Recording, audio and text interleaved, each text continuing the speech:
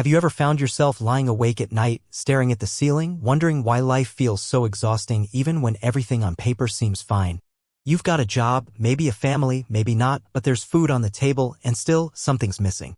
Some quiet ache deep inside that doesn't go away no matter how many goals you check off. Maybe it's the fear of losing what you've built. Maybe it's the weight of mistakes you can't forget. Or maybe it's the unspoken pressure of always being okay even when you're not. The truth is, a lot of us are carrying burdens we never asked for, and we were never really taught how to put them down. Buddhism isn't about escaping life. It's about looking directly at it with open eyes and an open heart. And while it doesn't promise to erase your problems, it does offer a new lens. A quieter one. One that says, you don't need to be more. You just need to be. That's where these 5 simple rules come in. They aren't commandments. They're not dogma. They're just quiet suggestions from a path walked by millions over centuries. And in 2025, when the noise of the world is louder than ever, they might just bring you the stillness you've been longing for. Let's begin with the first, letting go of attachment, not love. We often think these two are the same. If we love someone deeply, we feel we must hold on tightly. We become afraid of losing them. But the Buddha taught that the pain we feel isn't from love itself, it's from our desire to control what we love. Love becomes suffering when it turns into ownership. We say things like mine and forever as if people are promises. But everything in this life is passing, your health, your possessions, your relationships. It's not meant to scare you. It's meant to wake you up.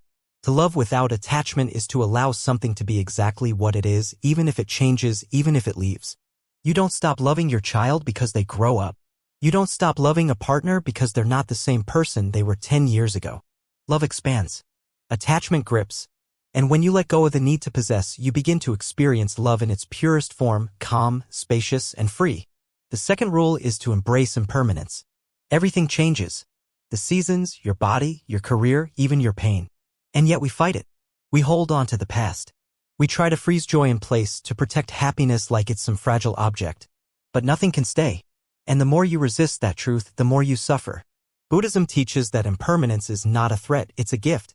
It means that no moment lasts forever, which also means no bad moment lasts forever. The heartache you feel today will not be here a year from now, not in the same way. The anxiety in your chest will ease. The failures that seem huge will fade into something you tell stories about, not something you live through every day. If you can learn to trust change, to ride the wave instead of trying to stop the tide, you'll suffer less. You'll stop asking, why did this happen to me?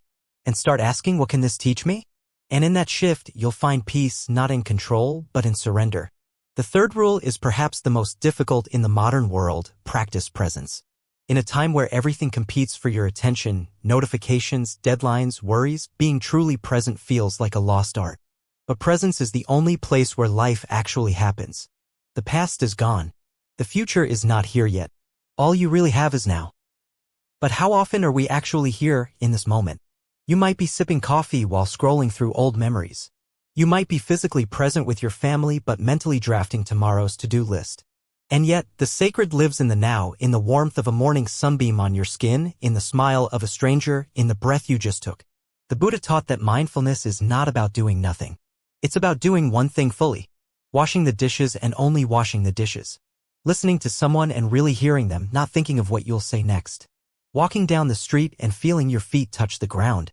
Life becomes beautiful again when you stop rushing through it. And it doesn't require a mountain retreat or hours of meditation. Just a pause. A breath.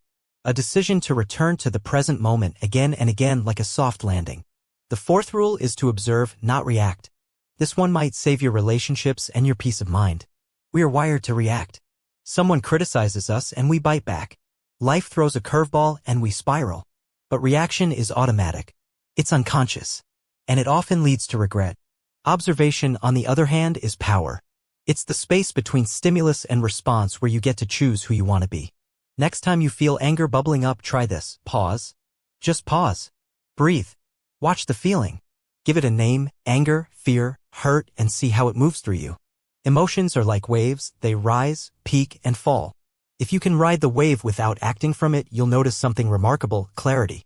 You don't have to suppress your emotions. You just don't have to become them. This one rule, if practiced, can change everything. It can save you from saying things you don't mean. It can help you see others with compassion instead of blame. And perhaps most importantly, it gives you your dignity back. Because in that space of observation, you're no longer a puppet of emotion. You are present. You are awake. And finally, rule number 5, be kind, especially when it's hard. We often think kindness is a response to kindness. Someone is good to us and we're good in return. But real kindness is measured when the other person doesn't deserve it. When you've been hurt, ignored, misunderstood, and you choose to stay soft. Kindness is not weakness. It's not letting people walk all over you. It's the quiet strength to stay rooted in your values, no matter how others behave.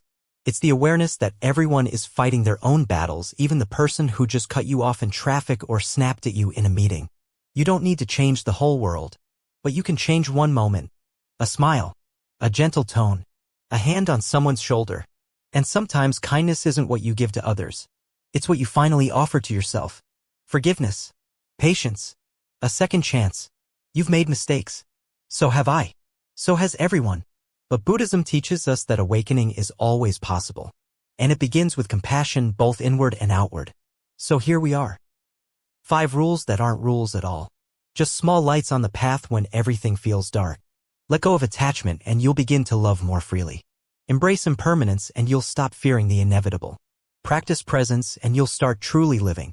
Observe instead of reacting and you'll move through life with grace. Be kind even when it's hard and you'll become the person the world quietly needs. You don't have to do them perfectly. You don't have to change your life overnight. You just have to start with one breath, one decision, one moment of awareness. And when you forget, because you will, you simply begin again. That's the beauty of the path. It's always here, waiting. Quiet. Patient. Open. If this message touched something in you, maybe that's not an accident. Maybe it's your soul whispering, it's time. Time to live with more intention. Time to stop chasing and start seeing. Time to come home to yourself. And if you found even a sliver of peace in these words, I hope you'll carry it forward and maybe share it with someone who needs it too. Thank you for listening. Until next time, be gentle with your heart and stay mindful.